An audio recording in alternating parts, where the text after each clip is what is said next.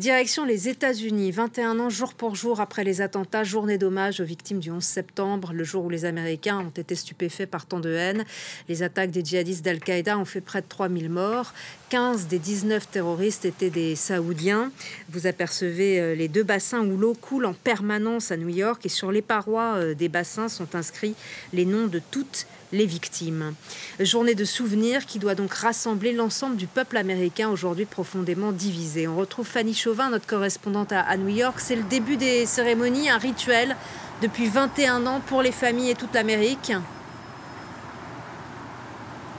Effectivement, la cérémonie vient de commencer ici à New York depuis une quarantaine de minutes et elle commence par la lecture des noms des victimes des tours jumelles. Cette lecture, elle est entrecoupée de minutes de silence, de recueillement, mais aussi de l'hymne national américain. Comme d'habitude, il n'y aura pas de prise de parole de personnel ou d'élus politiques, mais on note la présence de la vice-présidente Kamala Harris et de son mari qui sont présents au mémorial du World Trade Center. Quant à Joe Biden, il est attendu un peu plus tard dans la journée au Pentagone, là où un avion a percuté le quartier général du ministère de la Défense, faisant 184 morts il y a 21 ans.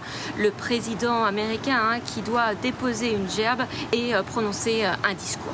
Oui, nous sommes à 2 mois des élections de mi-mandat et le président Joe Biden doit donc prononcer un discours depuis le Pentagone où un avion s'est écrasé.